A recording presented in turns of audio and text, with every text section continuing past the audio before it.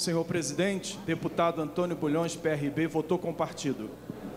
Senhor presidente, senhoras e senhores deputados, eu penso que o assunto dos aposentados agora está entrando na fase final e até de uma forma adequada.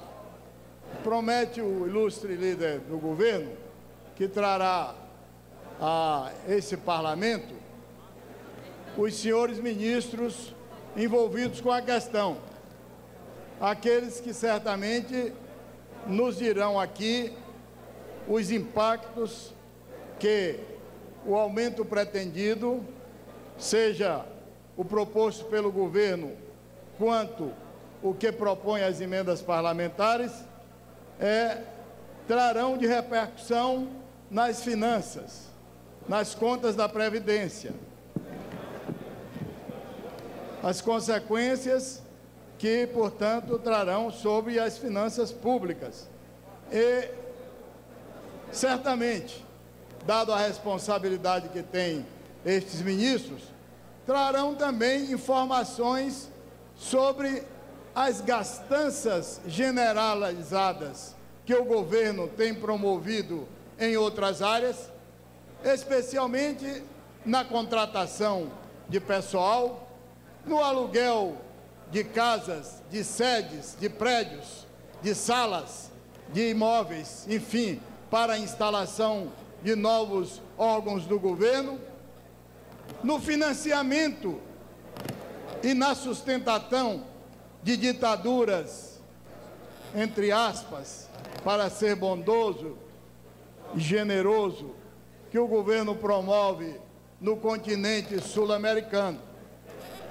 Haverão de justificar todos esses gastos que puderam fazer e continuam fazendo em detrimento dos aposentados. Porque para os aposentados não há dinheiro, não há como atender, mas para toda essa gastança que já começa a comprometer os programas de superávit primário, que já começa a causar inquietude no ambiente, no mercado, sobre o futuro das nossas contas, não é? E não há dinheiro para melhoria das aposentadorias. Houve para tudo e continua havendo, mas para as aposentadorias não. Então, será muito bom, acho próprio, que adiemos mesmo essa votação hoje, para que possamos ter na semana seguinte aqui esse debate com os ilustres ministros que serão trazidos a essa casa. Mas quero, senhor presidente, também aqui hoje, destacar a coincidência de dois episódios muito interessantes que ocorrem hoje. O primeiro deles é a passagem aqui no Brasil, mais uma vez, do ilustre presidente Hugo Chávez. O presidente Hugo Chávez está no Brasil hoje. Encontrou-se com o presidente Lula, já deu o seu palpite sobre a eleição nacional, que ainda ocorrerá daqui a alguns anos, já mandou beijo para a sua candidata predileta, esquivou-se de comentar sobre o candidato predileto do povo, não é? Cometeu certamente uma gafe diplomática, mas isso não é o mais grave. O mais grave é a coincidência de que hoje também o ilustre ministro das Relações Exteriores, o ministro Celso Amorim, se dirige ao Iraque, né? Para encontrar-se com o senhor presidente Ahmadinejad.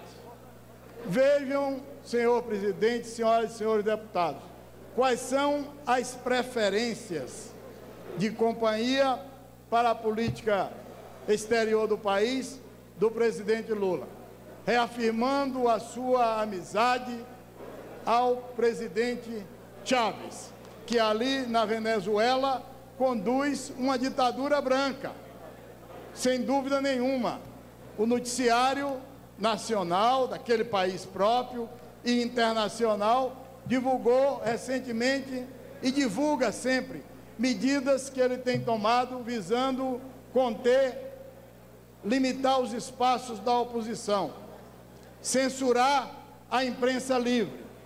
E do outro lado, bem distante do nosso continente sul-americano, lá o presidente do Irã, o homem que quer fugir do controle da Agência Internacional de Energia Atômica para conduzir um programa, ao que tudo indica,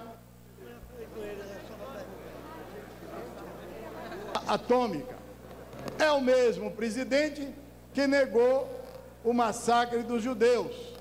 E são essas as companhias preferidas do presidente Lula. A sua política externa é uma política errática, sem objetivo, sem foco determinado, em que insiste em abandonar o pragmatismo que sempre dominou as ações do Itamaraty, buscando agora uma política sem fundamento, sem justificativa, sem objetivo, e ferindo todos os princípios, a tradição da política externa do país, preferindo essas companhias exóticas àqueles países que têm a larga tradição de relação conosco e que se encontram nesse momento do Brasil por essas suas atitudes. De modo, senhor presidente, que quero fazer aqui esse registro e conclamar, por fim, aos senhores ministros que virão a próxima semana, que tragam, pois, além das informações sobre os impactos que os aumentos poderão causar nas contas públicas, também as informações como foi possível financiar até agora a gastança generalizada do governo Lula.